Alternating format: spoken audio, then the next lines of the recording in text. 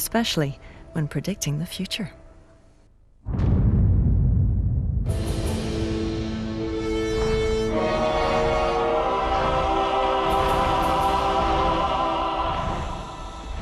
Welcome to the future, the utopian dreams and dystopian nightmares of British science fiction. Nobody writes them quite like us. Visions of society where sex, technology, and control of the masses meet in a heady brew. Why have the British been better than anyone at imagining these future heavens and hells? And what do they reveal about us and our deepest fears?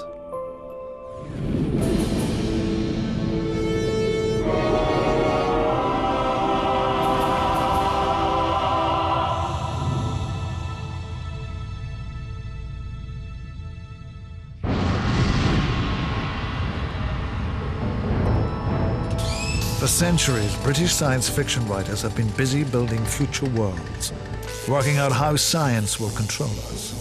But darling, what on earth is an atom? I was in on the very start of atomic control. Come along, Mary, I must see that machine.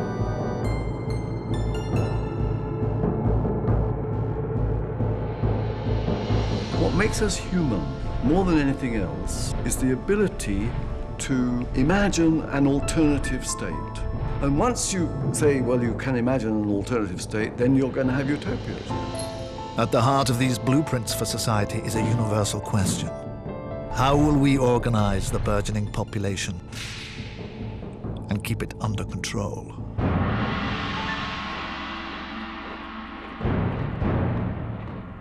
The two most famous books of utopian fiction are British: Brave New World by Aldous Huxley and 1984 by George Orwell are so important they've even entered the language.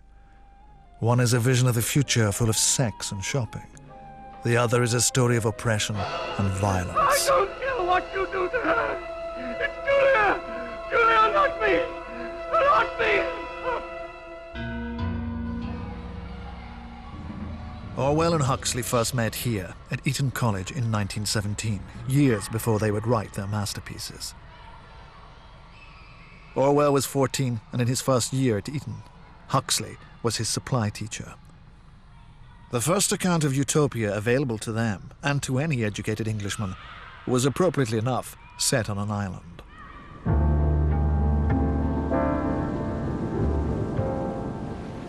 The father of the utopian dream was a politician in the court of Henry VIII. Henry VIII's Chancellor, Thomas More, told the story of a hypothetical society where the inhabitants live an idyllic life on a beautiful, fortified island.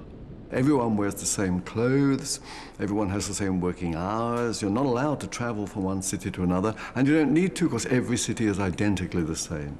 Utopia may be a fantasy island, but its rules and regulations control every moment of life for those who live there.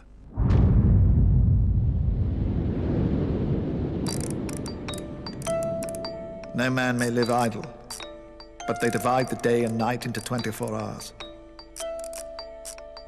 Appoint 6 of these for work, 3 of which are before dinner and 3 after. They then sup, and at 8 o'clock, counting from noon, go to bed and sleep 8 hours.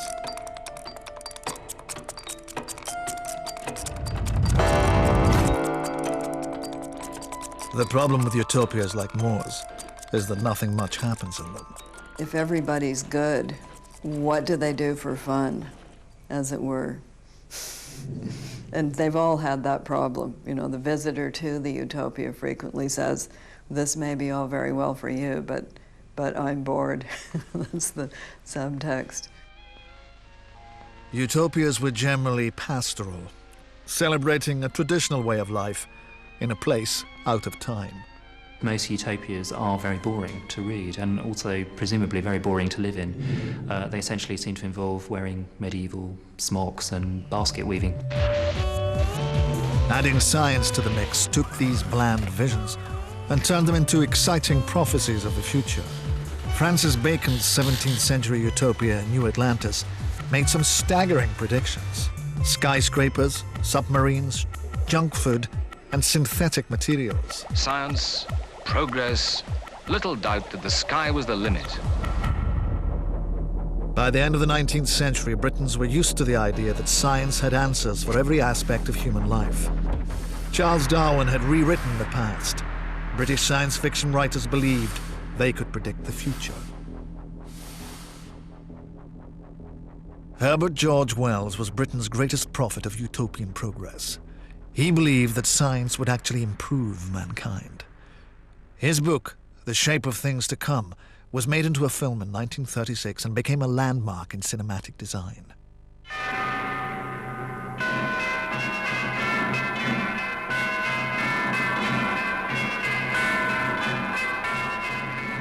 Wells's story predicts the Second World War, which reduces civilization to a pre-industrial rabble.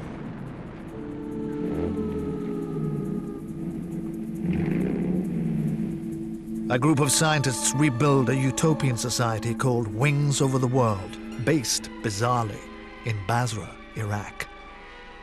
By 2036, all people live in futuristic underground cities.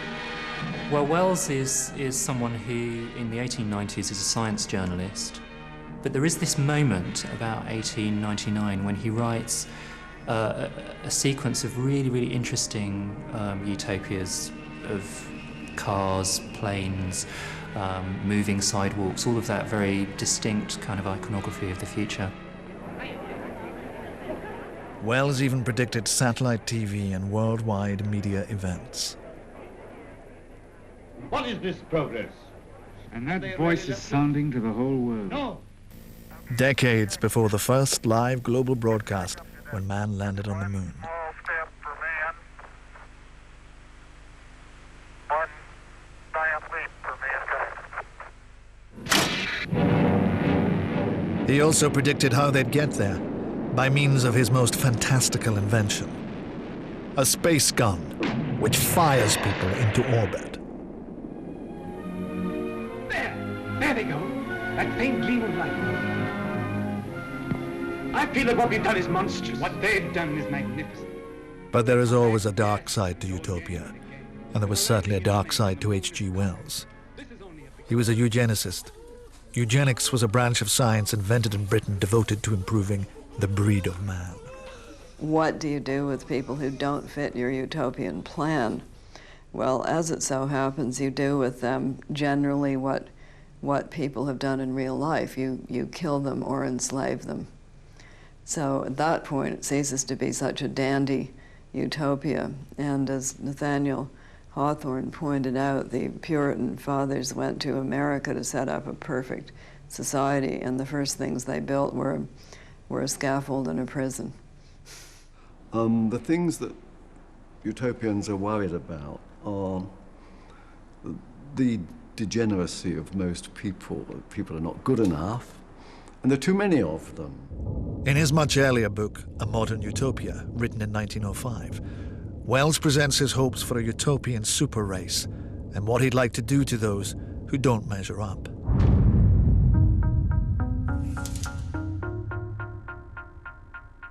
There remain perverse and incompetent persons. There are people of weak character who become drunkards, drug takers, and the like. Then there are persons tainted with certain foul and transmissible diseases. All these people spoil the world for others. They may become parents, and with most of them, there is manifestly nothing to be done but to seclude them from the great body of the population. You must resort to a kind of social surgery.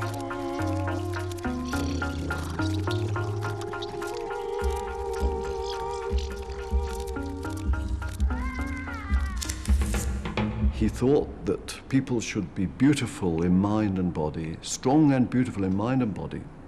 And for that, you have to get rid of inferior types. Just as Britain's cities were to be cleared of their slums, so H.G. Wells wanted to attempt a mass clearance of the population's lowest elements. It made sense that model cities should be full of model citizens, a view shared by many. We measure in the appalling physical effects of slum life, the slow undermining of the constitution, the dull hopelessness bred by filthy, verminous surroundings. Remember that none of these men knew they were being photographed. In your good world or your bad world, how are you going to arrange people according to their skills and abilities, conversely according to how much you feel they need to be repressed? Wells says, the men of my